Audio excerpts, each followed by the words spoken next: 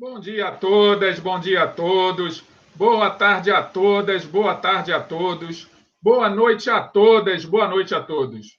Sejam muito bem-vindas e bem-vindos a esse nosso canal, a esse nosso reencontro semanal.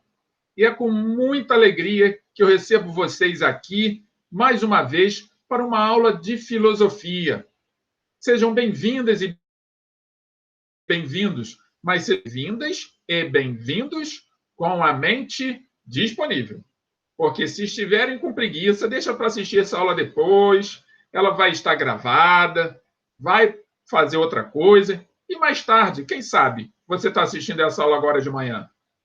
Você tem à tarde, você tem à noite, assiste em outro momento, porque eu preciso que a mente de vocês esteja disponível.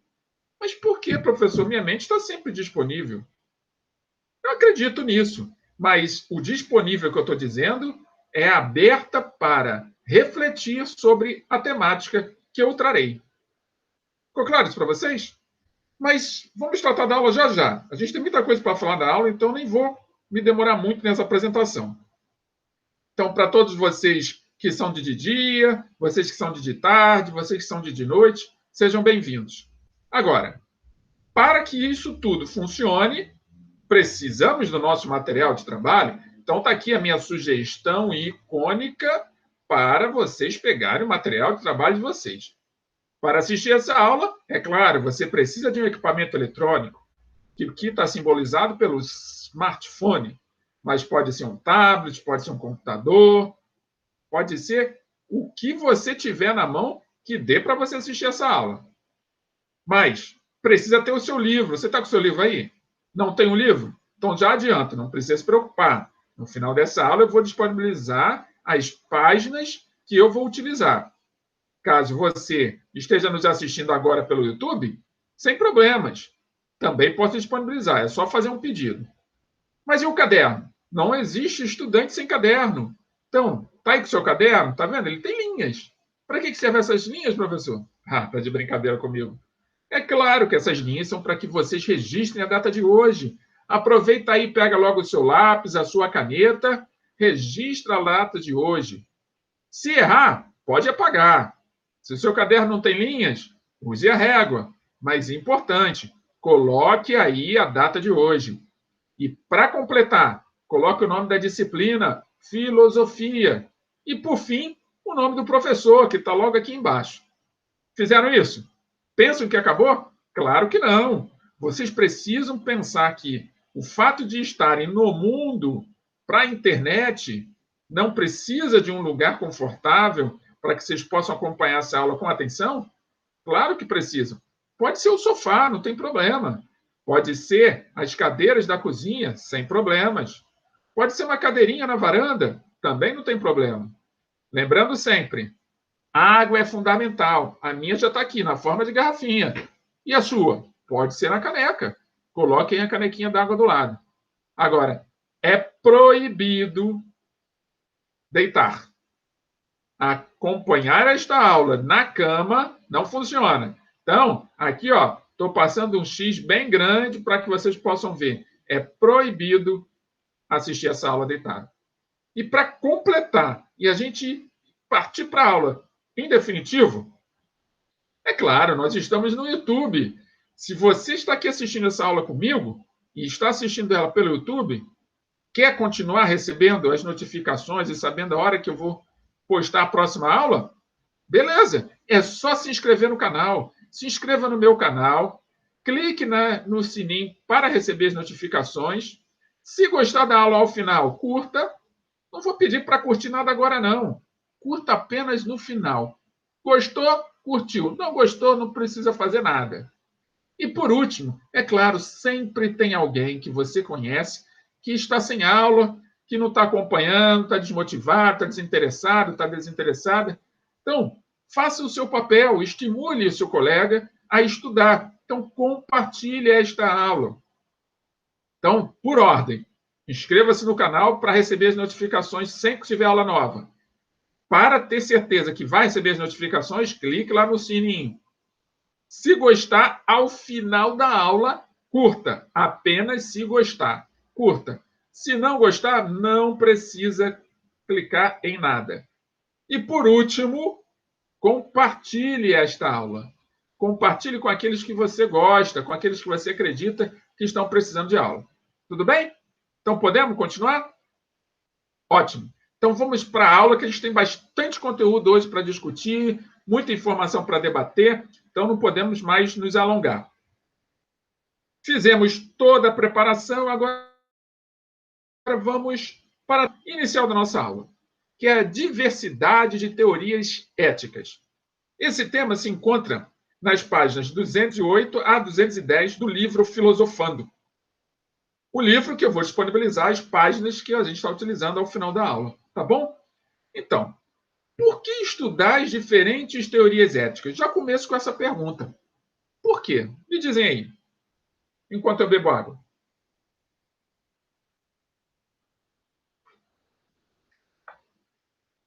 Nada?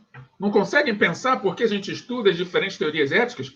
Coloquei até aqui um espelho com vários personagens filósofos dos Simpsons, com as características dos Simpsons. Por quê?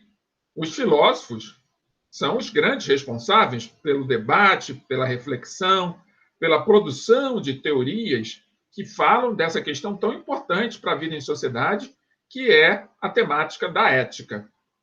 Mas antes de falarmos propriamente dito da ética, a gente ainda tem muita coisa para entender. Então vamos partir do princípio que vocês ainda não entenderam o que está associado a uma conduta ética. Então, nós vamos para o começo, para depois, no final, a gente começar a falar sobre, de fato, o que é ética. Tá bom? Então, vamos lá. Por que estudar as diferentes teorias éticas? Para começo de conversa, temos que ir lá na Grécia. Está vendo aqui, ó, um desenho da era antiga da Grécia? Então está aqui, ó, a Grécia com seus templos, toda a civilização, a cidade que para a Grécia era chamada de polis.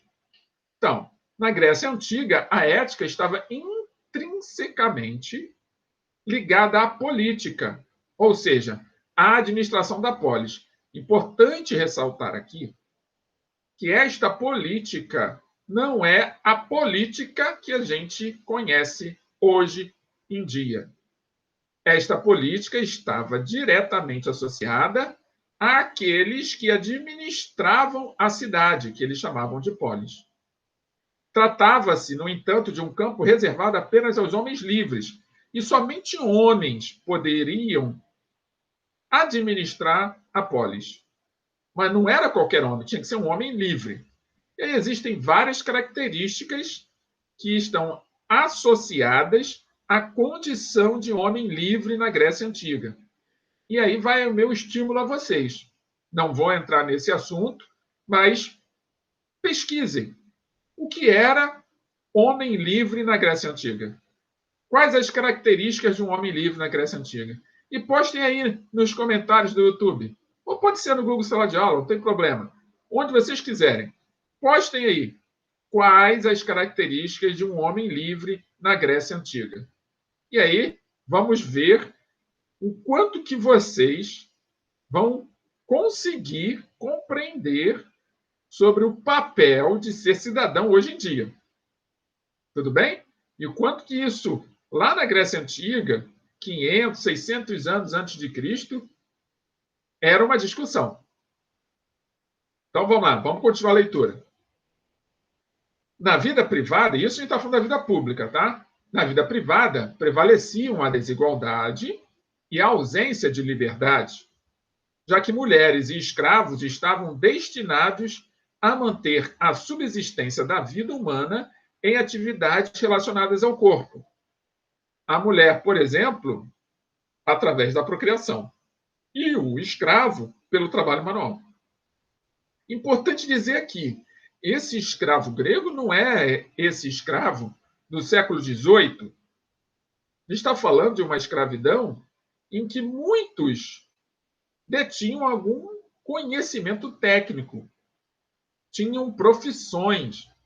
Então, o homem livre era o único que tinha condição e tinha permissão de participar ativamente da administração da cidade.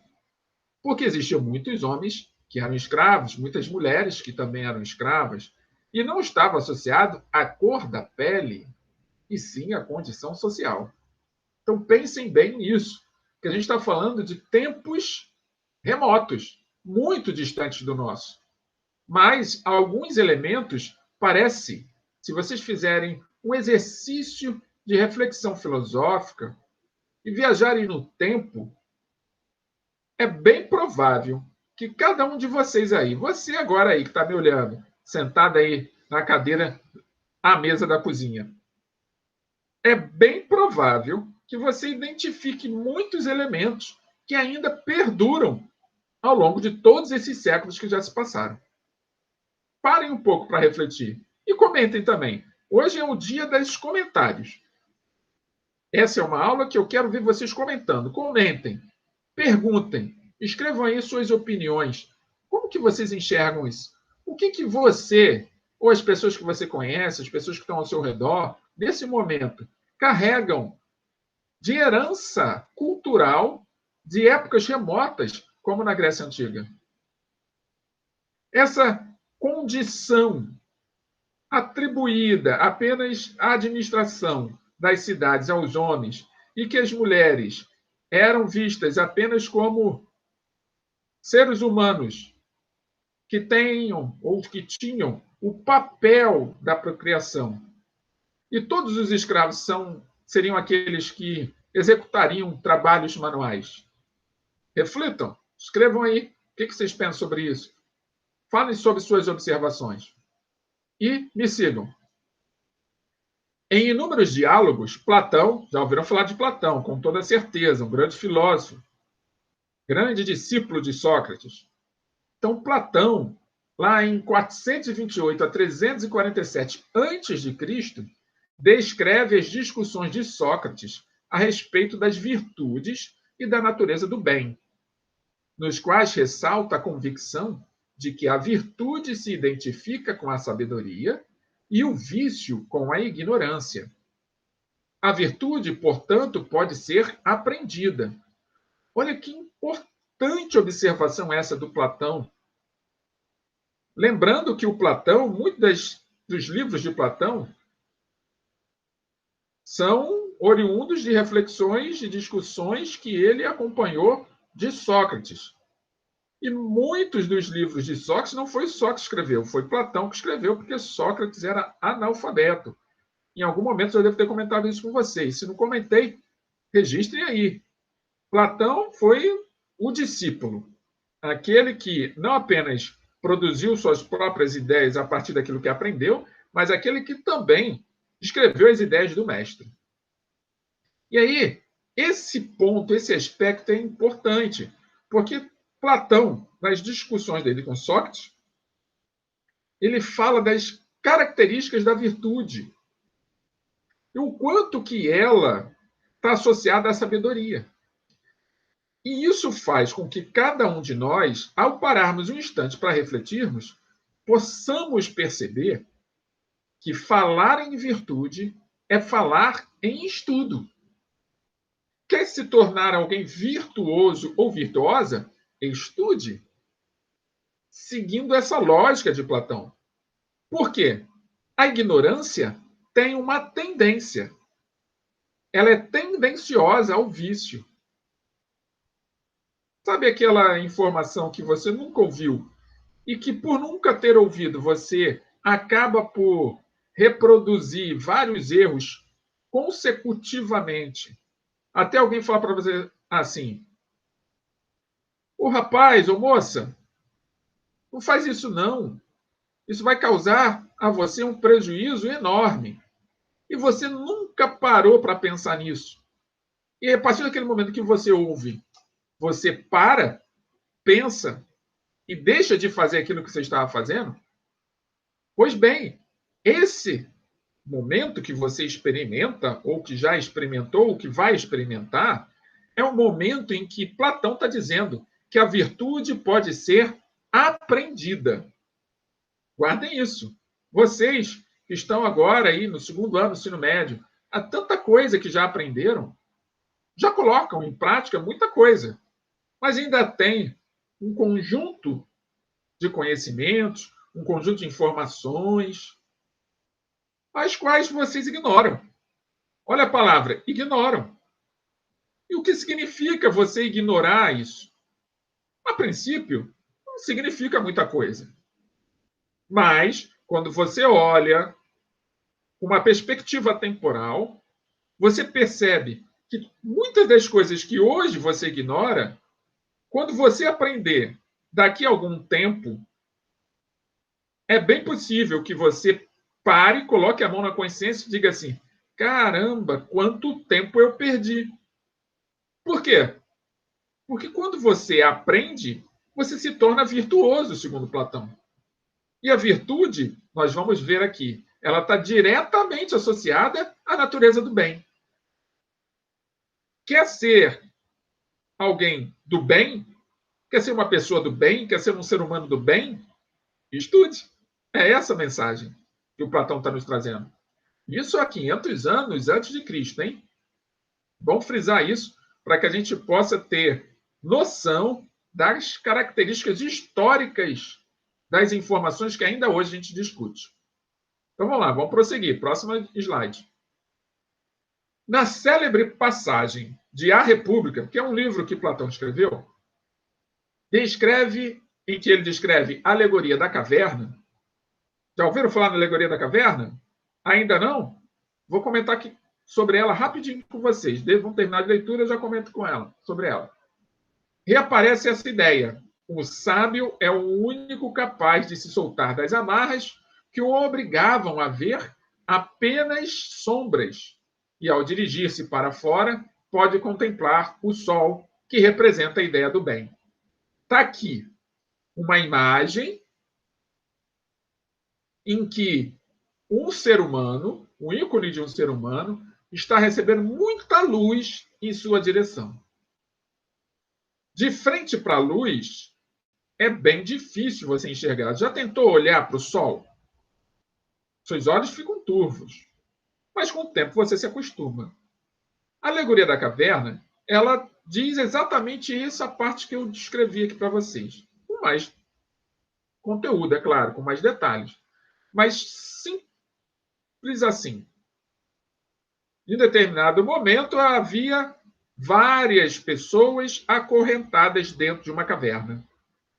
Essas pessoas que estavam acorrentadas dentro da caverna, todas reunidas, juntas, acorrentadas, uma à outra, estavam olhando para a parede da caverna. E todas as vezes que o sol, ao nascer, emitia suas luzes, seus raios solares, e atingiam o interior desta caverna, como essas pessoas estavam de costa para a saída da caverna, para a porta de entrada da caverna, elas viam as sombras de tudo que existia lá fora da caverna, na parede. E ali contemplavam todas as sombras como se aquelas sombras fossem a verdade. Até que em um determinado dia, uma dessas pessoas consegue se libertar dessa corrente e decide ir em direção à luz. Seria esse nosso desenho aqui, nosso ícone. E ir em direção à luz. Claro que no primeiro momento, quando ele se vira de frente para a luz, há uma sensação de desconforto muito grande. Mas como a necessidade do aprendizado, do saber, do conhecer desse ser humano era muito grande, ele enfrenta a luz de frente e sai da caverna. Então, essa é uma forma simples de falar sobre a alegoria da caverna. E ela, claro que ela prossegue, porque esse ser humano, para Platão, ele é o sábio, o único capaz de contemplar o sol, que seria a ideia do bem. Mais uma vez, Platão está falando da associação, da conexão entre o bem, que é a virtude, e o conhecimento.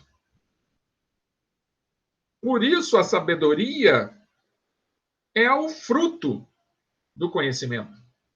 Você não aprende a ser sábio. Você aprende com um conjunto imenso de informações que a realidade lhe pode apresentar, e a partir das suas experiências práticas, oriundas do contato com toda essa informação, é que você, com o tempo, vai se tornando um sábio.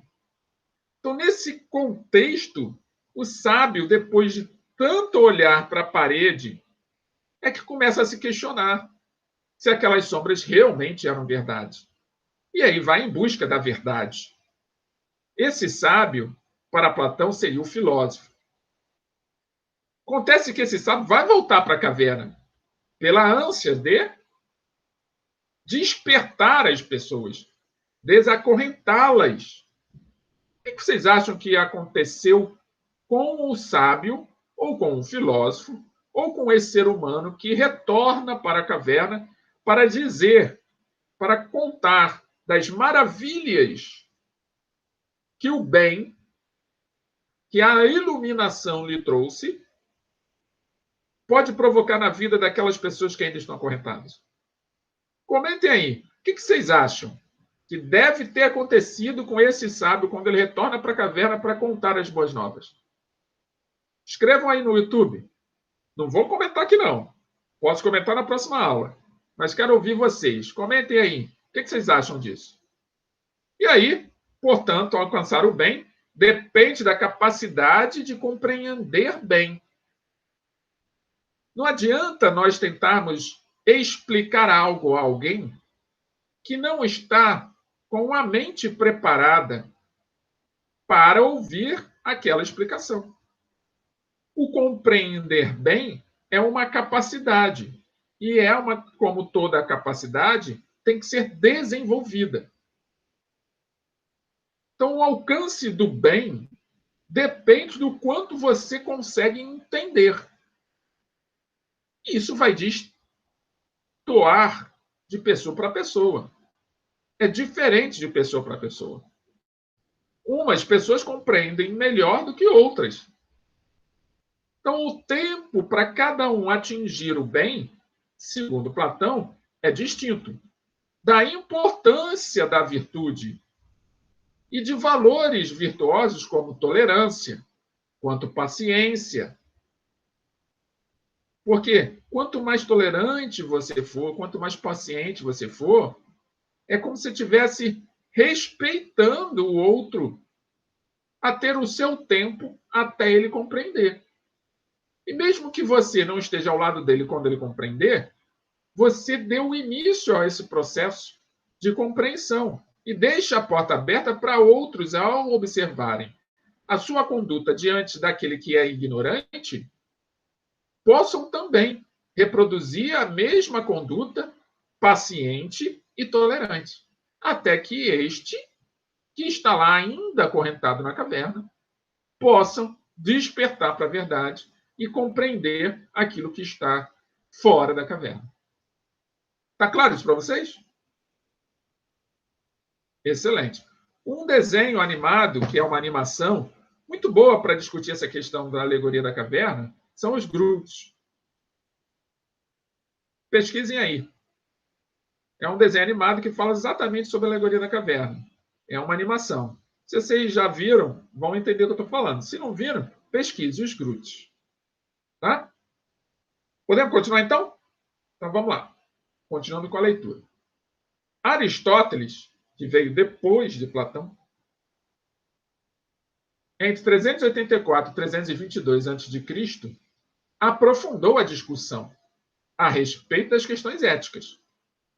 Na obra Ética Nicômaco, que é uma obra, um livro escrito por Aristóteles, refletiu sobre o fim último de todas as atividades humanas, uma vez que tudo o que fazemos visa alcançar um bem, ou o que nos parece ser um bem. Então, o que Aristóteles está nos dizendo? Que, ao final, todo ou toda a ação nos conduzirá ao bem. Aí vocês devem estar perguntando, mas professor, e se eu fizer uma coisa muito ruim? Isso também vai me conduzir ao bem? Reflita um pouco. Por que você vai escolher fazer algo ruim? Muito bem. Você escolhe fazer algo ruim porque é a sua vontade, é o seu interesse, é a sua intenção, é o seu desejo. Em que você encontra suporte para garantir que é isto que você vai fazer que é ruim, dê certo. Parabéns. Isso nas pessoas, nas coisas, nos seus relacionamentos. Então percebam, tudo isso que você está fazendo de ruim, provavelmente há uma grande chance de que você aprendeu a fazer isso, a agir dessa maneira, a escolher este caminho. Mas ignorando o que você tem aprendido, vamos dizer que você criou uma nova forma de fazer o mal. Nesse instante, você é o criador. Você é a criadora. Aquilo que você fez vai ser o quê? A consequência da sua criação. Então, nesse instante, foi você o responsável. Você é o criador daquela criatura. Que criatura? O mal que foi feito para alguém. Mas, professor, eu quero saber como é que isso vai chegar ao bem. Simples. Porque na medida que você for aprofundando cada vez mais as suas habilidades para fazer o mal, são conhecimentos que você vai estar adquirindo cada vez mais para fazer o mal cada vez melhor. Como é possível o mal ser cada vez melhor?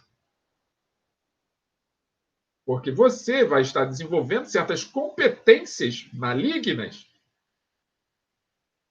até se tornar um profissional do mal. Então, todas as competências que você produz, que você adquire, te conduzem a realizar tarefas cada vez mais malignas. Entretanto, vai chegar um momento em que todo o conjunto de atitudes maléficas que você fez vão surtir efeito para você. Pensem, nesse instante, tudo que você fez e que você conquistou, que te deu satisfação, que te deu prazer, não lhe produziu um bem? Mas, professor, bem e mal não são coisas distintas? São e não. Bem e mal são perspectivas do mesmo fato. O valor de bem e de mal somos nós que damos. Então, se você dá nas suas escolhas mais valor a realizar coisas que prejudicam terceiros, saibam que a primeira pessoa, o primeiro indivíduo que foi prejudicado foi você mesmo.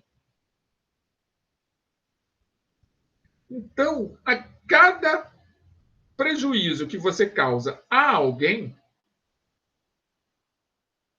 todo o fruto,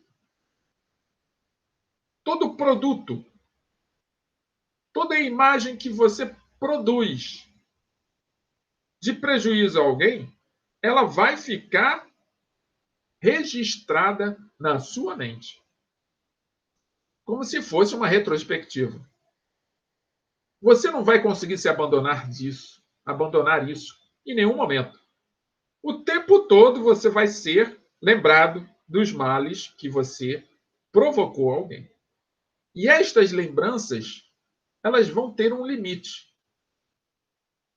E é nesse limite que você vai olhar para a sua esquerda ou para a sua direita, para a frente ou para trás, para enxergar a outra perspectiva, que está na mesma direção.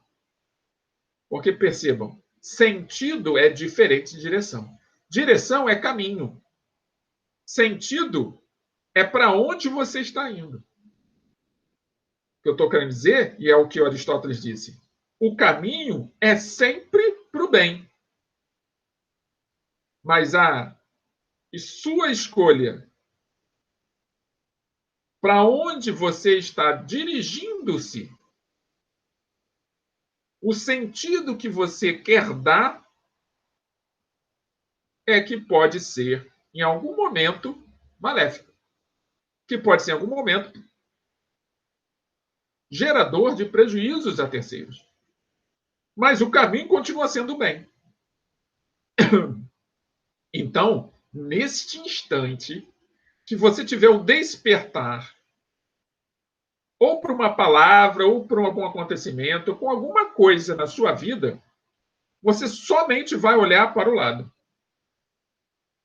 E este instante em que você olha para o lado, o mal desaparece. Porque o caminho é o bem. Só que você caminhou tanto num sentido contrário, fez tanta força, que você vai precisar reconhecer que fez e começar a caminhar em outro sentido. Se dirigir em outro sentido.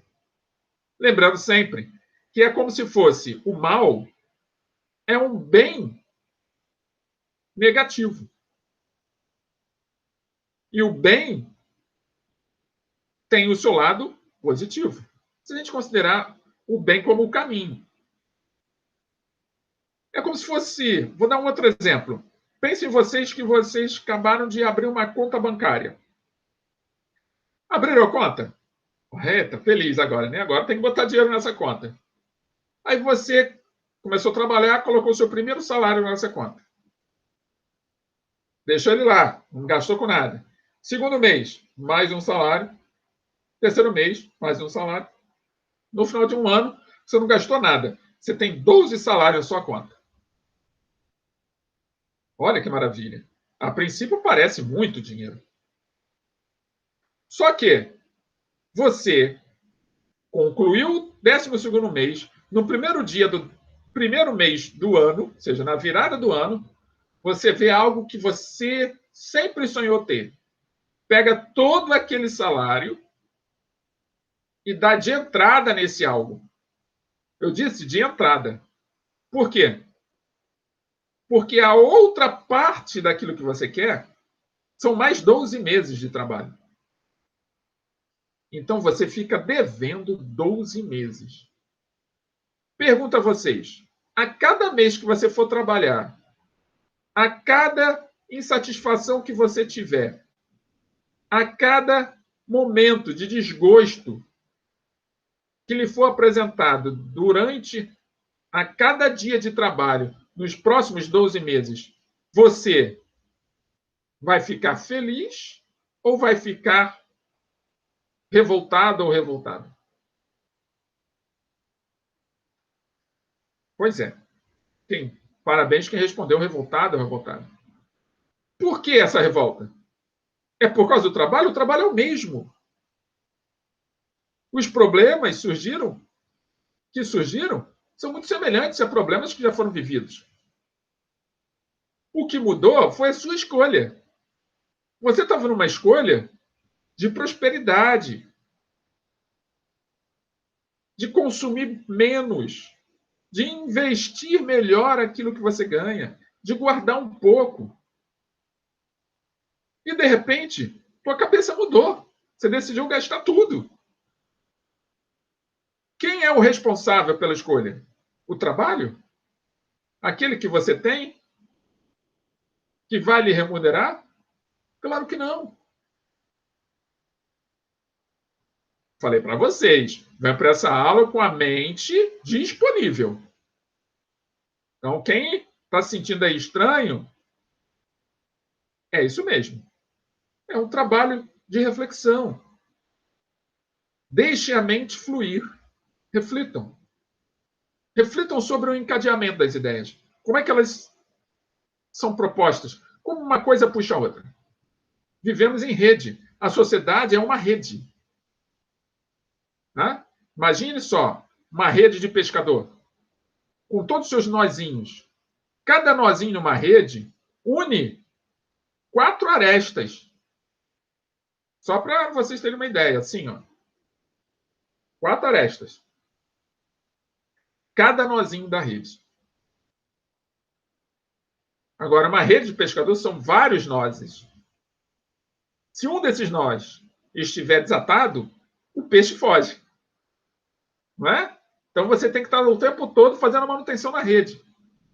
É igualzinho o caminho, que é o bem, segundo Aristóteles. Conseguem acompanhar? Respira. Um pouquinho de água.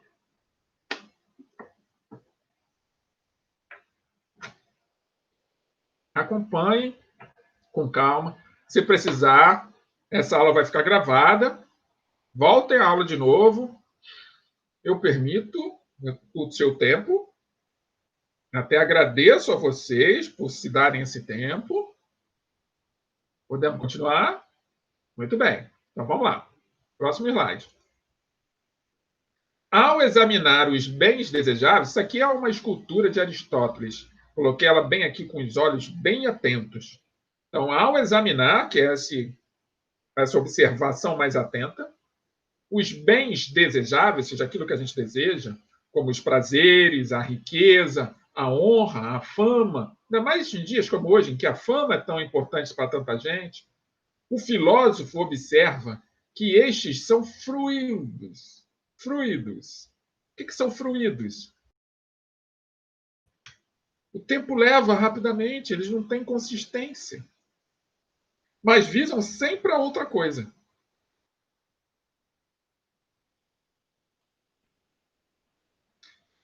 Você está aqui fazendo uma coisa, daqui a pouco quer outra. Agora eu quero ter satisfação. Agora não, agora eu quero riqueza. Agora eu não quero mais riqueza. Agora eu quero ser famoso. Agora eu quero consumir, quero comprar esse bem caro à beça. E aí você está sempre.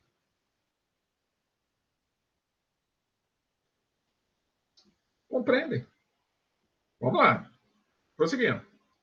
Mesmo que reservasse ao filósofo o exercício mais complexo da racionalidade, Aristóteles reconhecia que as pessoas comuns, seja nós, também aspiram ao saber e se deleitam com ele. Eu já comentei com vocês, se não foi com vocês, foi com outros alunos. O quanto é saboroso o saber. Degustar o aprendizado, sentir o sabor.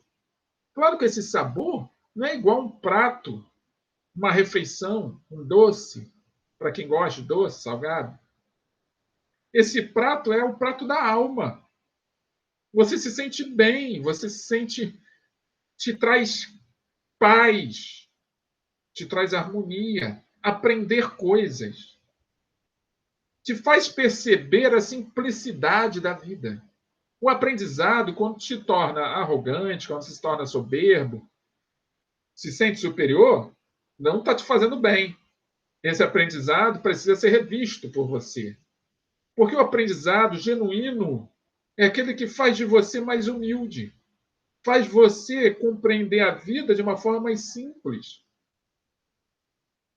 faz você entender que todos os seres merecem respeito, não apenas os seres humanos, os seres vegetais, os seres animais, os seres minerais, todos os seres, até os microscópios.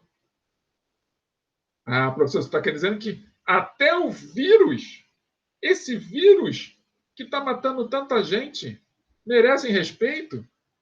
Claro. Ele só está cumprindo o papel dele. O ser vivo, vírus, Covid-19, ele não é um ser maligno. Ele apenas está cumprindo o seu propósito.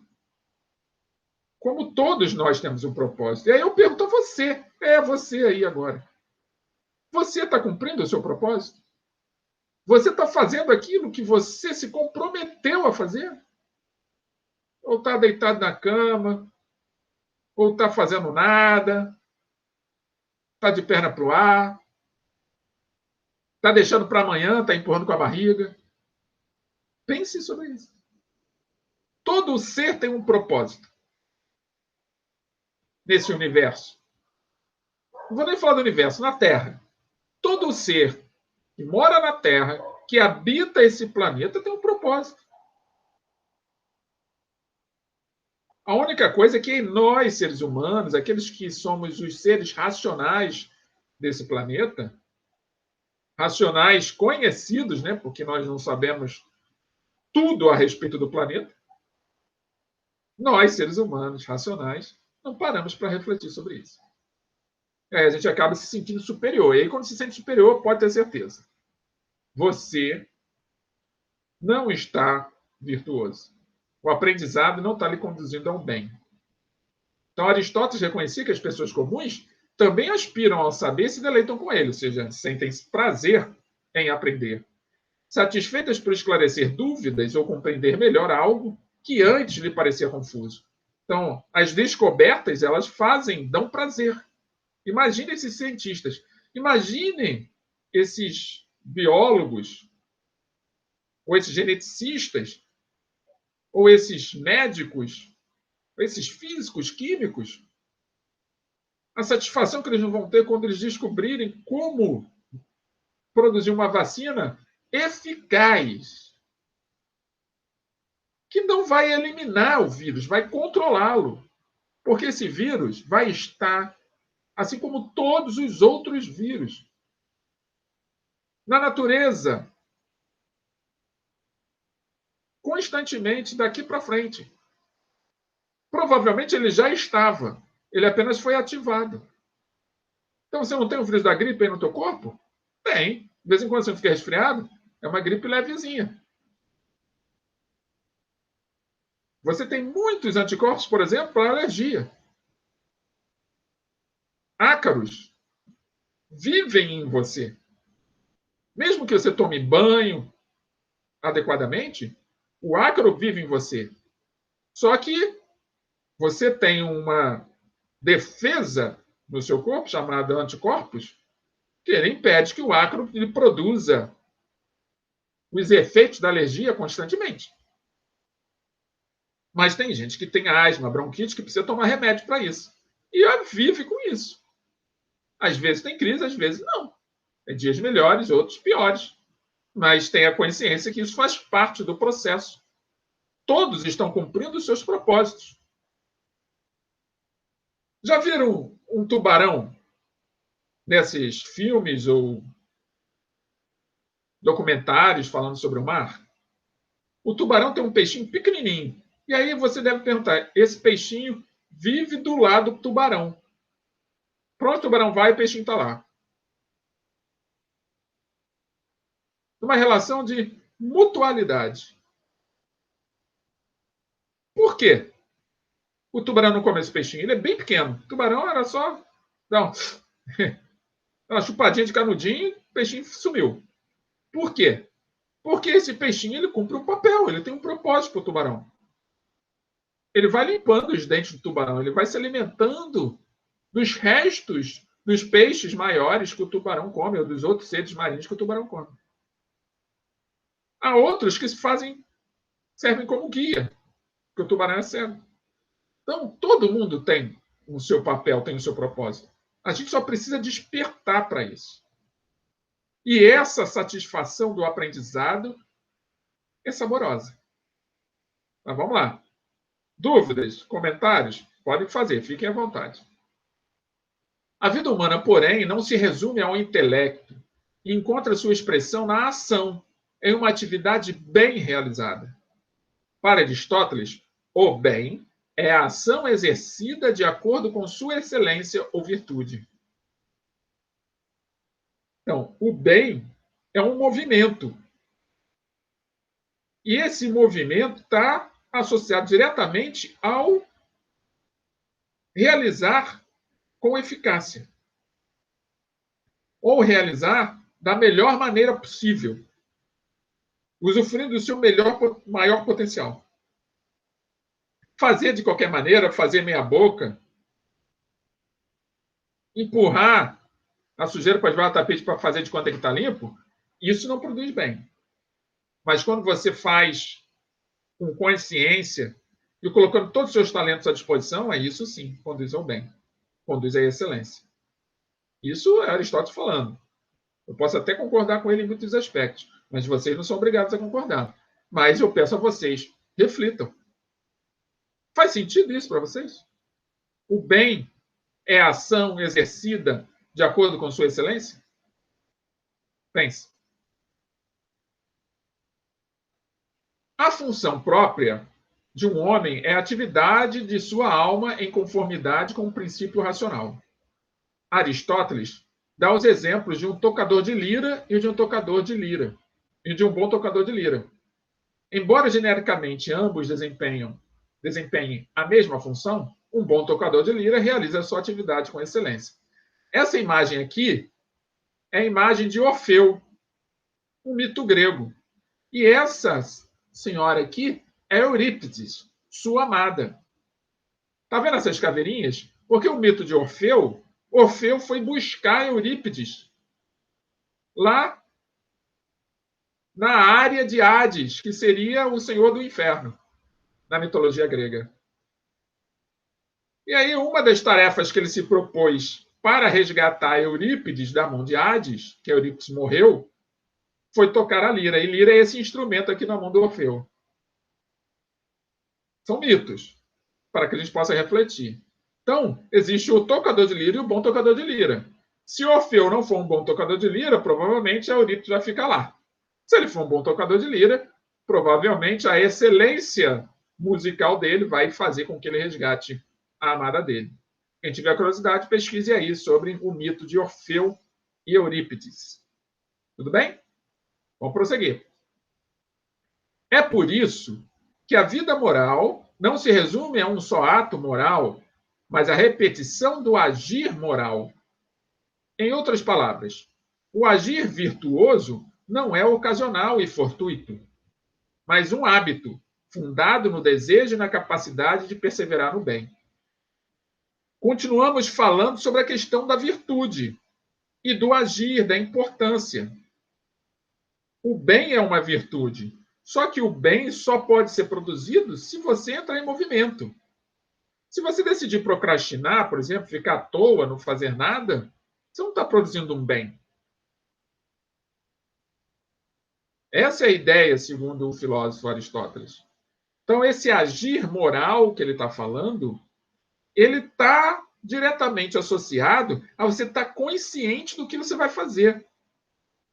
E fazer de uma forma onde todas as suas competências sejam colocadas à disposição.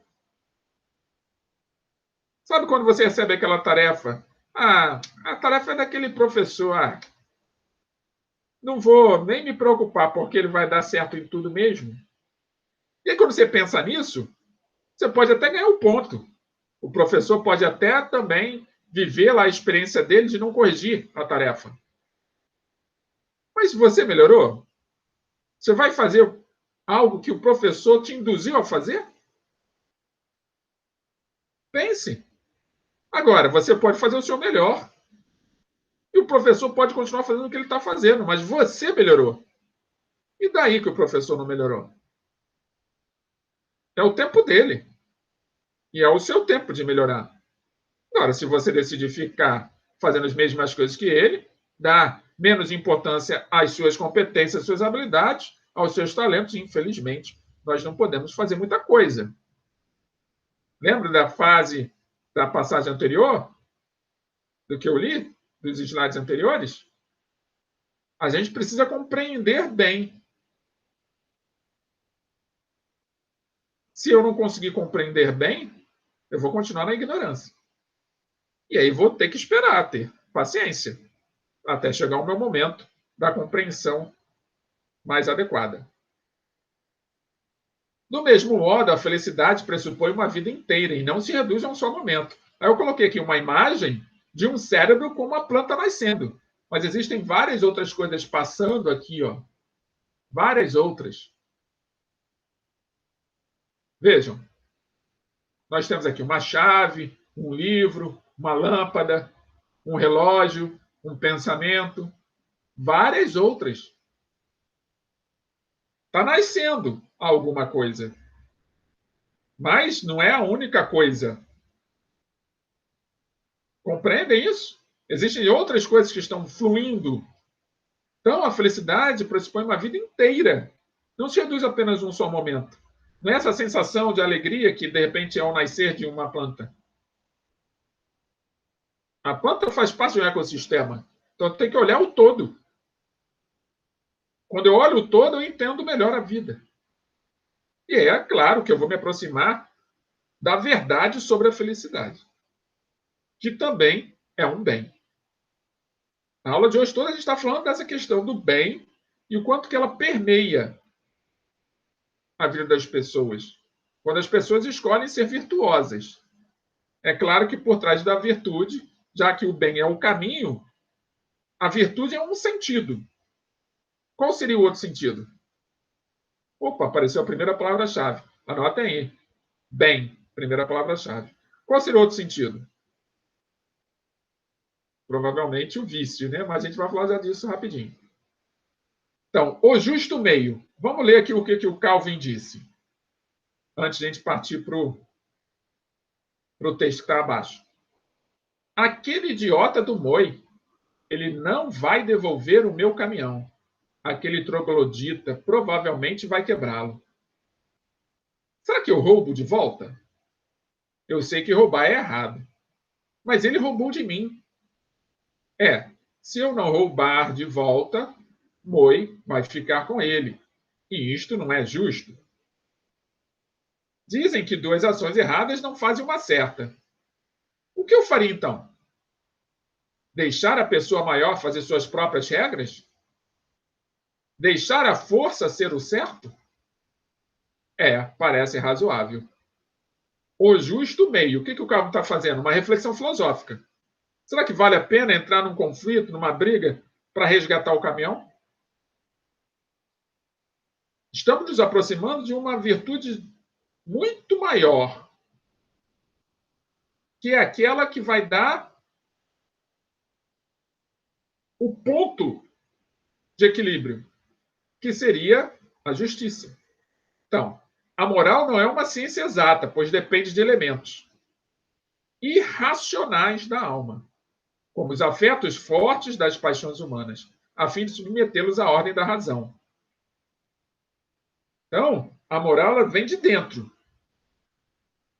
É claro que a sua razão vai ter o papel de lhe auxiliar na compreensão disso que você está sentindo. É aí que a gente se aproxima do justo meio. É o que o nosso personagem Calvin aqui fez. Então, para Aristóteles, ele desenvolveu a teoria da mediania, ou justo meio, pela qual toda virtude é boa quando é controlada no seu excesso e na sua falta. Em outras palavras, agir virtuosamente é encontrar a mediania entre dois extremos, que são chamados vícios. Então, nem o excesso, nem a escassez. A gente continua falando do mesmo caminho, o bem. Só que quando você só busca ter, e aí você vai produzir excesso, você se afasta do bem. E quando você desapega de tudo e não busca mais nada, não prospera, não busca aprender, conhecer, descobrir, e fica na escassez, você também se afasta do bem. Então, o que o Aristóteles está dizendo? O caminho é o bem, mas esse caminho nem é muito à direita, nem é muito à esquerda. Esse é o caminho do meio. O bem é o caminho, só que é o caminho que tende ao equilíbrio. Então, se você está feliz com alguma coisa e de repente fica eufórico, a euforia é um vício. Você sai da sua condição virtuosa. Se você está lá feliz a beça e de repente você entra numa depressão, a depressão também é um vício. Então, depressão e euforia falam da mesma coisa. Fala dos desvios do bem. Tanto uma quanto outra são vícios. Por mais que quem olha de fora, a euforia é muito melhor do que a depressão. Só que elas estão no mesmo lado, no mesmo caminho, que é o caminho do bem. Tudo tende ao bem. Diminui a depressão, você se aproxima do caminho do meio. Diminui a euforia, você se aproxima do caminho do bem. E esse caminho do meio é o bem, é a virtude. E dessa forma, nem muito eufórico, nem muito depressivo. E você tem que sempre buscar o outro lado, o lado oposto. Por isso que o mal também é bom. Pense nisso. O mal também é bom. Ele cumpre o seu propósito. Ele atrai você para o caminho do meio. Faz você lembrar do caminho do meio. Já haviam pensado nisso? Comentem. Já haviam parado de pensar nisso? Que o mal também é bom? Aristóteles tem muita coisa para nos oferecer aqui. Então, nossa segunda palavra-chave, virtude. Anote aí. Virtude. Estamos chegando ao final da aula. Respirem, um pouquinho de água. Falei que essa aula tinha muita coisa para a gente discutir. Vamos lá. Vejamos alguns exemplos. Exemplos que Aristóteles trouxe. A virtude da coragem. Por exemplo, a virtude da coragem. Torna-se excessiva quando é temeridade. Ou seja, eu sou super corajoso, super corajosa. Não tem medo de nada. E mete a cara no perigo. Se arrisca de forma desnecessária. Seria a audácia excessiva. Isso não é a virtude, isso é um vício. A coragem é a virtude, só que a coragem é o equilíbrio. Quando você é audacioso, você está em desequilíbrio. E é equivalente ao outro lado do desequilíbrio, que seria a covardia, que é a deficiência da coragem. O excesso de coragem é audácia. A deficiência de coragem, covardia. Então, covardia e audácia são semelhantes, só que estão em lados opostos. Têm o mesmo peso na construção de um ser virtuoso. Então, basta você olhar o quanto que você está sendo audacioso, quais são os prejuízos que isso está lhe causando, e diminuir um pouco a sua audácia e se aproximar mais do equilíbrio, do sentido do meio, do ponto do meio. Se aproximar mais do meio termo, da mediania. Outro exemplo, gastar dinheiro. Ótimo, é bom. Ganhou dinheiro, vamos gastar. Só que pode significar a virtude da generosidade. Tem um trocado aí para mim? Aí o outro. Tem sim, toma. Aí empresta. Generosidade. Da prodigalidade. Da ajuda ao próximo. Da caridade. Entretanto, quando você está vivendo os extremos, tanto para um lado, tanto para o outro, ou você está jogando dinheiro fora, não está fazendo suas reservas, não está fazendo uma seleção adequada do que você vai consumir, pensando apenas no seu bem-estar, no seu crescimento, na sua prosperidade, na sua harmonia. Ou você está guardando as 7 chaves no cofre, que seria a avareza. Então, tanto faz a dissipação, o desperdício, quanto a avareza. São 2 elementos que fazem parte do mesmo caminho. Estão acompanhando? E você é avaro ou dissipador? Ou está no caminho do meio, no justo, na mediania? Está sendo virtuoso com dinheiro? Está sendo virtuoso? Excelente. Mais 2 exemplos. A virtude da temperança é um meio termo entre volúpia e insensibilidade. Quando você se aproxima de alguém, se alguém não dá a mínima para você, que a gente chama de você é muito insensível, esse alguém está longe da temperança, que é o equilíbrio, a harmonia, aquele que olha para o outro e o acolhe dentro da sua necessidade. Ou da volúpia, que é abraçar todo mundo, beijar todo mundo o tempo todo. Tanto a volúpia quanto a insensibilidade fazem parte do mesmo caminho, mais uma vez. E é o caminho do meio, a mediania de Aristóteles, que seria a temperança. E, por último, a virtude no trato com os outros é a afabilidade, enquanto seus extremos são a subserviência e a grosseria. O que seria subserviência? É aquele abaixar a cabeça. Sim, senhor, para tudo. Então, você ser amável, ser afável, ser acolhedor, ser empático, não significa que qualquer coisa que o outro disser, você vai cumprir. Tem que passar por um processo de reflexão. Tem que ver, medir. Agora, grosseria, não vou fazer. Ah, faz você. Isso também é o desequilíbrio. Está se distanciando da virtude, por mais que você esteja no caminho, só que você está longe do meio. Ficou claro isso? Vamos lá?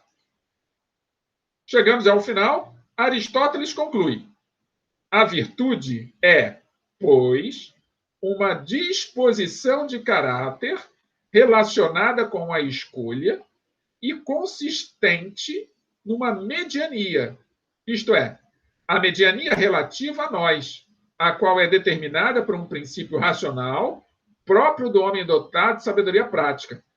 É aquilo que eu falei para vocês, o saber tem que ser colocado em prática, o exercício do conhecimento. Sem exercício do conhecimento, você não se aproxima da sabedoria e provavelmente vai se distanciar de ser alguém virtuoso em todos os aspectos que envolvem a nossa vida. Você pode ser virtuoso num e ser vicioso em outro. E você? Tem sido mais virtuoso ou virtuosa ou mais vicioso ou viciosa? Também não é o fim do mundo, porque o vício faz parte do bem. É só você parar e perceber se você está sendo mais vicioso ou mais virtuoso. E se for vicioso, interrompe o processo, olha para o lado, olha para frente, olha para trás, vê o que você pode melhorar e melhore. Então, para concluirmos, de acordo com Aristóteles, a justiça é uma virtude completa. Completa porque aquele que a possui pode exercer sua virtude não só sobre si mesmo, mas também sobre o seu próximo. Por essa mesma razão, se diz que somente a justiça, entre todas as virtudes, é o bem de um outro, visto que se relaciona com o nosso próximo, fazendo o que é vantajoso a um outro, seja um governante, seja um associado. Então, percebam, a justiça é exatamente o momento em que você está pensando no outro e está buscando ser cada vez mais virtuoso, cada vez mais buscando esse equilíbrio, essa mediania. E, às vezes, até deixando de fazer alguma coisa que seja importante para você, desde que essa coisa seja mais importante para o outro. E aí você desapega-se para que o outro possa crescer e evoluir. Ficou claro isso para vocês? Essa é a ideia de justiça. Então, nossa terceira palavra-chave, justiça. Assim, chegamos ao momento da prática. Como Aristóteles disse, a virtude precisa ser prática. Se você colocar em prática o conhecimento, você se aproxima da sabedoria. Então, vamos nos tornar sábios um pouquinho? Vamos ao exercício de fixação? Então, acompanhe comigo a leitura. Lembrando que já em instantes vocês estão recebendo aí a atividade, e essa atividade já vai estar lá apenas com a letra A, B, C, D e E. Você escolhe qual é a letra aqui comigo e marca lá. Se tiver pelo YouTube, faça a mesma coisa. Escolhe aqui comigo e registra aí no comentário do YouTube e depois a gente corrige. Tá bom? Então vamos à leitura. Em relação à definição de bem apresentada por Aristóteles no livro 1 da Ética Nicômaco, considere as seguintes alternativas. Alternativa 1. O bem é algo que está em todas as coisas, sendo identificada nos objetos, mas não entre os homens. Alternativa 2. O bem é aquilo que todas as coisas tendem, ou seja, o bem é definido em função de um fim. Alternativa 3. O bem é um meio para termos uma ciência eficiente e útil, tal como a arte médica será eficiente se tivermos o bem como meio de sua prática. E alternativa 4. o bem é algo abstrato, de difícil acesso à compreensão humana. De acordo com tais afirmações, podemos dizer que, letra A, as alternativas 3 e 4 estão corretas. Letra B, apenas a alternativa 2 está correta. Letra C, todas as alternativas estão corretas. Letra D, apenas a alternativa 3 está correta. E letra E, as alternativas 2 e 3 estão corretas. Escolha qual a alternativa que você acha que está correta e marque aí. Chegamos ao término de mais uma aula de filosofia, mas antes de nos despedirmos, temos a nossa mensagem de hoje. Na mensagem de hoje, eu trago o filósofo grego Sócrates, para trazer luz à nossa consciência. E o que o Sócrates diz? Ele diz o seguinte: só sei que nada sei, e o fato de saber isso me coloca em vantagem sobre aqueles que acham que sabem alguma coisa. Vou repetir a mensagem de Sócrates. Só sei que nada sei, e o fato de saber isso me coloca em vantagem sobre aqueles que acham que sabem alguma coisa. Reflitam sobre essa mensagem de Sócrates e comentem. E antes de nos despedirmos, finalmente, com a convicção de que nós nos reencontraremos na próxima semana, lembrem-se de, se gostaram da aula, curtam a aula. Cliquem em curtir. Se não gostou, não clique em nada. Mas compartilhe esta aula com aqueles que vocês acreditam que estão precisando dar continuidade aos estudos ou que querem dar continuidade aos estudos. E se inscrevam no canal para continuarem recebendo as notificações sempre que uma nova aula for lançada. Então, com isto, me despeço de vocês. Um beijo no coração de cada um de vocês e que nós possamos deslumbrar um novo amanhecer e, nesse amanhecer, estarmos todos juntos novamente nesse mesmo canal, nesse mesmo horário. Fiquem todos com Deus e até a próxima semana.